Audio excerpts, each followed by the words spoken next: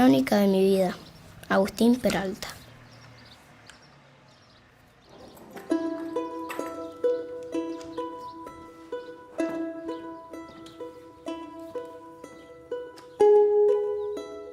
A ver, ¿qué es la esclavitud? ¿O qué fue la esclavitud?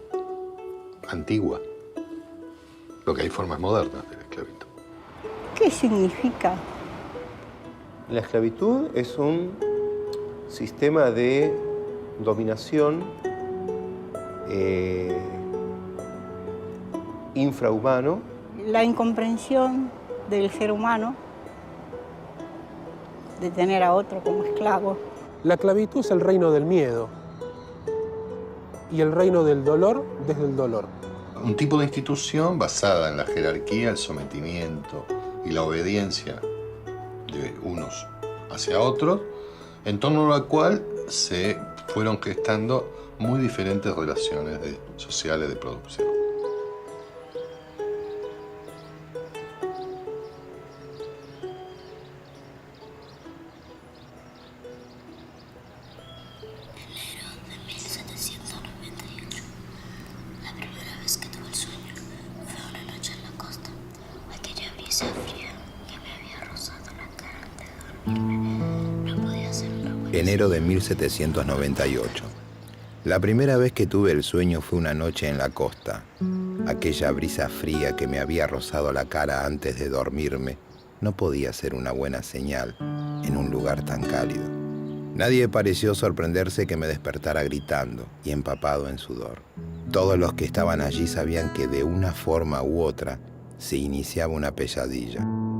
El depósito oscuro y húmedo estaba lejos de casa. Me habían arrastrado hasta allí días atrás y al llegar me pegaron para que no protestara, pero se cuidaron de no lastimarme demasiado. Un blanco, el primero que vi en mi vida. Me inspeccionó como quien compra un animal. Miró mis dientes, mi altura, mi piel. Horas más tarde me subieron a un barco y poco después estábamos en movimiento hacia quién sabe dónde. Ese día, el de la partida, conocí el mar y me dio miedo. Los esclavos eran capturados lejos de los puertos esclavistas en África. A veces 500 kilómetros o inclusive hasta 1000 kilómetros en casos más extremos. ¿Cómo eran capturados los esclavos? A partir de guerras entre etnias, entre estados africanos al interior de Angola, de lo que es Angola, de lo que hoy es Mozambique, de lo que hoy es Nigeria. Diferentes etnias guerreaban, obtenían esclavos, fundamentalmente hombres, pero también mujeres, y los vendían a otros traficantes de esclavos, también africanos, en la costa. El primer país que va a practicar la trata de esclavos es precisamente Portugal. Aparte de las guerras, también se obtenían esclavos por tributos. Como un estado africano más grande obtenía como forma de tributo de otro esclavos. Asimismo también como forma de castigo se esclavizaba gente. Dentro de un mismo grupo, si alguien cometía un crimen, en lugar de matarlo, lo vendían a los traficantes de esclavos. En segundo lugar, va a comenzar a predominar el país europeo que predominó en el siglo XVII, que es Holanda, para ser luego reemplazado hacia fines del siglo XVII y durante todo el siglo XVIII y XIX, Inglaterra, que es el país que más activamente llevó a cabo la trata. Febrero de 1798. La segunda vez que tuve el sueño fue en el viaje, en una de las largas noches que pasé en la bodega del barco. Al despertar, sentí la cadena en los pies cortándome la carne. Hacía frío y el olor era terrible. Recién después me di cuenta de que el hombre que estaba acostado junto a mí, a quien creía enfermo desde hacía varios días, estaba muerto y empezaba a descomponerse. El viaje es el que más hace impacto en lo que tiene que ver con la mortalidad de los esclavos. Por un lado, por la violencia, porque para producir esclavos se necesita violencia, los traficantes de esclavos tenían que hacerle valer a los esclavos, sentir que su vida solamente valía la moneda, el dinero que se pagaba, y eso implicaba castigos ejemplarizantes. Y por otro lado, la mortalidad propia de las enfermedades, que esa es una fija de todo el tráfico. Otra de las cosas características era una enfermedad que ellos llamaban el banzo, que morían de tristeza. Entonces eso era lo que ellos entendían, porque era muy común que los mismos esclavos se suicidaran aguantando la respiración. Entonces, para alegrarlos, los llevaban a la cubierta, los hacían bailar, encadenados, etcétera, para que se les fuera esa enfermedad. Es decir, hay muchas enfermedades que sería largo explicar, la lepra, esto, aquello, pero enfermedades contagiosas que hacían que disminuyera la carga. Es así que tenemos una mortalidad para el caso del Río de la Plata general de un 10%. Pero ese 10% varía mucho. Por ejemplo, en 1803 hay un barco que sale de Mozambique con 300 esclavos y llega a Montevideo con 30 esclavos. Marzo de 1798. El sueño se volvió recurrente en las interminables noches de aquel interminable viaje. Noches o días, imposible precisarlo en ese oscuro lugar suspendido en el tiempo. Vagos recuerdos acuden a mi memoria cuando trato de reconstruir aquellas largas horas, porque como le pasaba finalmente a casi todos, terminé por enfermarme. Volaba de fiebre, tiritaba en el suelo mojado de la bodega, pero trataba de que no se dieran cuenta porque suponía que si descubrían mi estado, me iban a tirar al mar, como vi que hacían con otros. ¿Cuánto tiempo pasó? No lo sé, pero finalmente de a poco y de manera inexplicable fui mejorando y pude volver a comer. Y entonces, cuando estaba casi recuperado del todo, el barco atracó. Habíamos llegado a destino.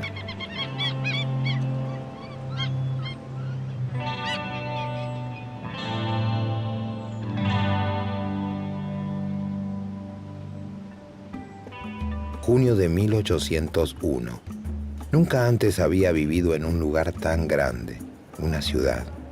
Mi dueño para ese entonces se llamaba Don Pedro Peralta. Era español y tenía una pulpería en una transitada calle del centro. Yo limpiaba o lo ayudaba a preparar comida para las muchas personas que pasaban por allí. Silencioso realizaba mis tareas y afinaba mi oído. El español me resultaba una lengua misteriosa y difícil, pero con el tiempo comencé a entenderlo. En el Río de la Plata se conocen formas de habla bozal o de habla africana en general a través de la prensa, de poemas, a través de escritos, que generalmente eran escritos por blancos en la prensa, pero que representaban como hablaban los africanos, que eran como que la voz de los negros. Y ahí sistemáticamente aparece la sustitución de la L por la R. Por ejemplo, en lugar de decir el ahorcado es el ahorcado. Y esto tiene que ver con el encuentro de lenguas africanas, principalmente de Angola, pero de otros lugares, con el español que se hablaba en ese momento, en el siglo XVIII. En ese momento se los llamaba bozales, porque hablaban como si para ellos, ¿no? Como si tuvieran un bozal puesto, no les entendían. Y después de más o menos un año les enseñaban el idioma, aprendían un oficio, etc. Y ya los llamaban ladinos, es decir, que ya sabían y ya entonces empezaban a tener otras características. Para esa época mi dueño me puso un nombre. Aquel hombre que recuerdo pequeño y silencioso me enseñó un oficio, el de zapatero, y me regaló un nombre. Desde agosto de 1802 comencé a ser Agustín Peralta. Los esclavos pasan por diferentes procesos de identidad durante el tráfico transatlántico. En el caso de los portugueses, que es el más importante, pues son los mayores esclavistas hacia el Río de la Plata, para nosotros es el más importante, recibían un nombre cristiano en Luanda o Benguela, con ese nombre, que además eran anotados en las listas, de los traficantes llegaban a Buenos Aires, a Montevideo, pero era un nombre al estilo José, María, Pedro, Antonio. Antonio era un nombre muy popular en ese momento por San Antonio. Y los compraba un español, aquí un rioplatense, y después eran conocidos esos esclavos con el nombre cristiano que traían y con el apellido de su primer amo. Los apellidos que tienen no son realmente apellidos, digámoslo así. Cuando el esclavo se vende, cambia el apellido, porque el apellido es el del amo. Entonces, puede ser el esclavo de Echagüe, que lo compra Rosas, y antes se llamaba Juan Echagüe, ahora pasa a ser Juan Rosas. Así que los apellidos van, más que un apellido, es una indicación de propiedad, y por lo tanto va cambiando en la medida que cambian de amo. Las relaciones amo-esclavo en la ciudad son muy variadas. No es posible decir eran mejores o eran peores. Existe la violencia, existe continua la violencia. Los amos tenían derecho a castigar a los esclavos de la forma que ellos quisieran. Incluso existen ocasiones en que esos castigos llevan a la muerte, y eso lo conocemos justamente por causas judiciales. Sobre el paternalismo de estas relaciones amo-esclavo, tenemos que entender que esta es una sociedad católica, una mentalidad predominante, absoluta católica, en donde se legitima que los inferiores obedezcan a los superiores. Y en ese marco es donde se mete la esclavitud, en donde el amo tiene que jugar el papel del padre de familia. Los esclavos fueron ubicados para que desempeñen todas las tareas hogareñas y laborales posibles, desde la limpieza de la casa o el hacer la comida, hasta amamantar a los niños de los amos, criarlos hasta una avanzada edad y trabajar para el amo en diversos oficios que fueron aprendiendo de acuerdo a las necesidades que había aquí laborales o las habilidades que tenían ellos. Entonces era muy común, por ejemplo, el oficio de zapateros o el oficio de sombrereros, o oficios que quizás sean menos conocidos, como los de músicos. Y cuando digo músicos, no digo músicos de música negra, sino en realidad de música europea de salón. Octubre de 1805. El sueño era el de siempre aquella tarde de primavera. Dormía la siesta en la parte de atrás del taller cuando me despertó un llanto lejano. Una mujer intentaba entre sollozos explicarle a su marido que el dueño de ambos había vendido a su pequeña hija sin decirles nada. La llevarían a Córdoba y seguramente no volverían a verla. Los esclavos acudían frecuentemente y reiteradamente ante las instancias judiciales para hacer pedidos y reclamos cuando entraban en conflicto con sus amos. Y tenían que acudir a lo que se llamaba en ese momento el defensor de pobres y esclavos, que paradójicamente, generalmente era un traficante de esclavos. ¿De dónde viene el derecho que tienen a acceder a la justicia? En el Imperio Español, con la esclavitud, hay una contradicción que nunca resolvió. Y es que es el imperio de una monarquía católica.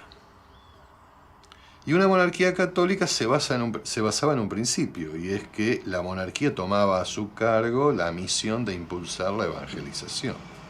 Y los esclavos también fueron evangelizados. Pero si los esclavos fueron evangelizados, por lo tanto fueron reconocidos como personas. Por lo tanto tenían cuerpo y alma. Por lo tanto era una criatura de Dios. Y para una lógica católica como la del Imperio Español, esto no podía evitar que se les reconocieran derechos dentro de la esclavitud. Los esclavos fueron aprendiendo eso. Y también fueron aprendiendo a convertir obligaciones que la Iglesia y la monarquía establecía para la sociedad como fuente de derechos. Por ejemplo, un típico reclamo de esclavos contra sus amos, una denuncia típica, es que no les permiten cumplir con los preceptos religiosos, que los obligan a trabajar en el horario de la misa, que los hacen trabajar el domingo, que es un día de guardar. Entonces lo que nosotros vamos viendo a través de esos documentos es que los esclavos fueron aprendiendo a usar parte de las normas del sistema colonial impuestas sobre ellos para defenderse de sus propios amos. ¿Qué es la libertad? ¿Qué era para mí en ese entonces ser libre? Un gran anhelo. La impotencia que recordaba en los cuerpos de esa mujer y de ese hombre que lloraban a su hija en la vereda de enfrente avivaron el fuego para desear con tanta fuerza algo que ni siquiera sabía bien qué significaba. La libertad. Aquel sueño que había tenido por primera vez en la costa y que desde entonces me acompañaba siempre, empezó a ser cada vez más frecuente hasta que llegué a tenerlo todas las noches. Sabemos que una de las formas de liberación de la esclavitud era la compra, lo que se llama la manumisión. La compra por parte del esclavo de su propia libertad. Ahora, ¿de dónde sacaban dinero para comprar? Bueno, eso lo sabemos todos, aunque nunca nos lo explicaron en la vida escolar. Todos hemos visto en todos los actos escolares esclavas que venden empanadas, esclavos que venden vela, esclavos que venden cosas en el acto del 25 de mayo. Esta era una actividad mediante la cual esos amos, que yo decía, que tienen 2 o 3 esclavos, generalmente mujeres solas o mujeres viudas, que han quedado con algunos esclavos heredados, obtenían un ingreso para ellos, pero también en parte para los esclavos. El esclavo iba jugando y trataba de comprar su libertad. Y un típico reclamo era comprar la libertad a un precio justo. Y el precio justo es un concepto de la teología católica, que se supone, aunque la Iglesia es el principal prestamista de la economía colonial, de que la usura es un pecado y por lo tanto estaba condenado. Entonces el esclavo se presentaba ante la justicia, sobre todo del cabildo, reclamando precio justo a su derecho, a su precio de venta, a la compra de su libertad, y por lo tanto solía usar la retórica del sistema dominante acusando a su amo de ambicioso, usurero, prestamista, explotador, malos tratos, mal cristiano, etc. Esta posibilidad de obtener su propia voluntad, la manumisión, tiene una cara que es la que le dan la relación con el amo. El amo puede testar a favor de la libertad del esclavo y esa situación va a beneficiarlo en distintas formas. Puede ser una libertad inmediata otorgada por el amo, o puede ser también una libertad para después de mis días, es decir, a la muerte del amo. Eso genera problemas de tipo legal, en cuestiones de herencia y de discusiones de los herederos, y por otra parte genera también una situación de esclavo que tiene la libertad prometida pero que sigue siendo esclavo. Y esta cuestión con la revolución se fue haciendo mucho más complicada porque el número de libertos se fue aumentando notablemente. ¿Y por qué? En primer lugar, porque la propia revolución, el gobierno revolucionario fue confiscando a esclavos, a españoles, e incorporándolos a los ejércitos, acá, y con la promesa de la libertad posterior, comprando esclavos para incorporarlos al ejército, con la promesa de la libertad posterior.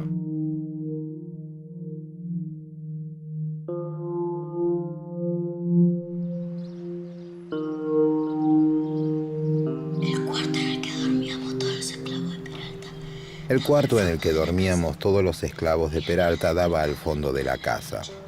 Me había despertado en la mitad de la noche por el sueño y no había podido volver a dormirme. Decidí salir a caminar un poco. Todos dormían y la casa estaba en silencio. Es por eso que me sobresaltó una sombra que me pareció ver a lo lejos, en el huerto. Me acerqué despacio, sigiloso, y entonces lo vi.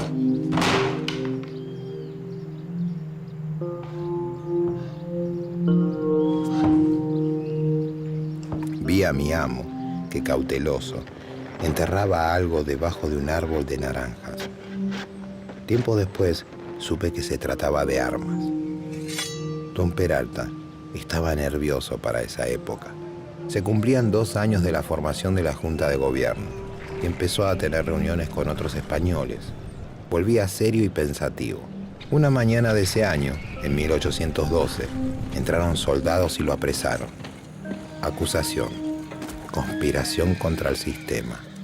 En 1812 se dio el único movimiento importante contrarrevolucionario que hubo en Buenos Aires, que fue la conspiración de un grupo de españoles dirigidos por Martín de Álzaga, que era el héroe de la defensa contra los ingleses en 1807, y que lo que buscaban era, combinado con los realistas de Montevideo, tomar el poder en Buenos Aires y quitarle la ciudad a los revolucionarios. Un esclavo de Álzaga, Ventura, descubrió la conspiración, lo denunció a las autoridades y eso dio lugar a una gran agitación colectiva anti-española, de mucha virulencia. El gobierno descubrió a los responsables y fue matando 1 o 2 por día durante un mes entero, y varios otros españoles fueron expulsados de la ciudad. Y algunos esclavos se movilizaron a raíz de esto, y en particular este Ventura, por su acción delatora, le dieron la libertad y un brazalete que decía "por fiel a la patria". Julio de 1812. Mi amo se salvó de que lo ejecutaran, pero lo mandaron desterrado a Luján. El gobierno confiscó entonces muchos de sus bienes, entre ellos a sus esclavos. Entre sus pertenencias estaba yo. Así fui rescatado por el Estado y nuevamente el curso de mi vida volvió a cambiar. El Estado obligaba a amos de esclavos a venderle sus esclavos, o en el caso de los amos españoles directamente se los expropiaba sin nada a cambio, y esos soldados, esclavos pasaban a ser soldados de la patria. Esos esclavos no entran, los rescatan y entran como libertos. Liberto es una situación intermedia entre esclavo y libre. Es decir, entran con la condición de servir 5 años en los ejércitos de línea y entonces van a obtener la libertad. En general los esclavos querían ir porque los esclavos que entraban al ejército tenían la promesa de salir de él libres. Con lo cual a veces era mejor arriesgar la vida que tener una vida de esclavitud para siempre, ¿no? Entonces ahí hay una situación muy contradictoria. Ir a la guerra es un gran peligro, pero es un camino cierto a la libertad. Y a ocupar un lugar social y político que no tenían. En octubre de 1812 me destinaron al ejército.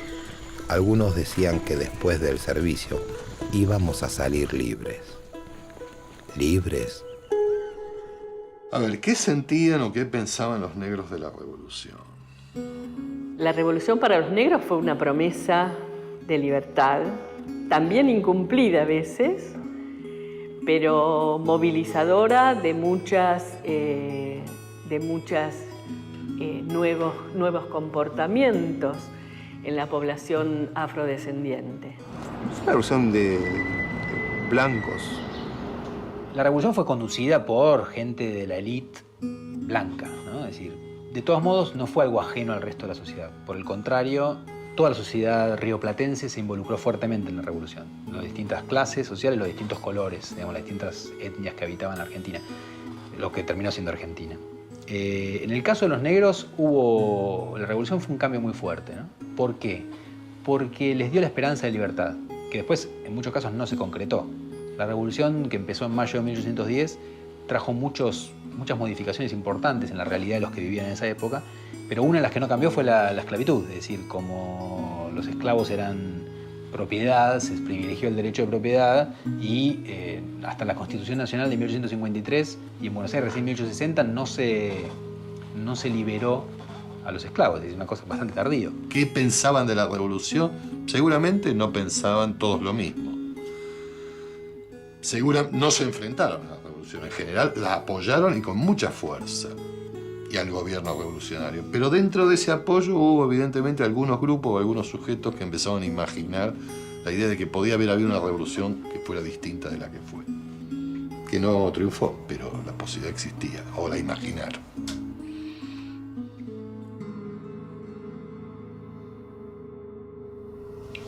¿Qué es la libertad?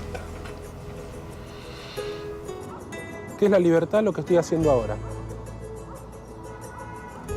Sin temor.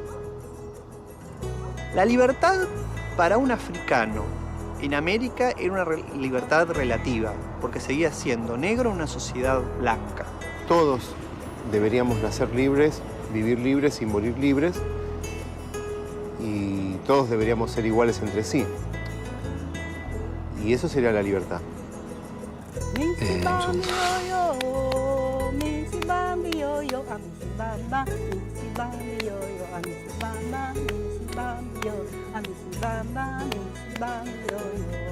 La libertad es una utopía necesaria.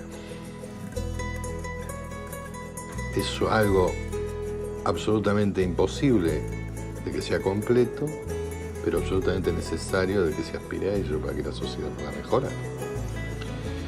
Ser libre sería, en términos prácticos, poder actuar y decidir sin ninguna restricción, pero la vida social se basa en las restricciones. Para mí hay dos cosas que son básicas, la libertad y la igualdad. Digamos, cualquier sociedad que no tenga una u otra no puede funcionar bien, ¿no? Como suele ocurrir. Pero sin libertad y sin igualdad no hay lugar para la felicidad del ser humano, ¿no? La libertad y la aspiración de la libertad, sobre todo, es la manera de ampliar esos límites, de correrlos. Buscar que haya una completa libertad le hace muy bien al que lo busca y a la sociedad en la que vive, aunque nunca lo logre.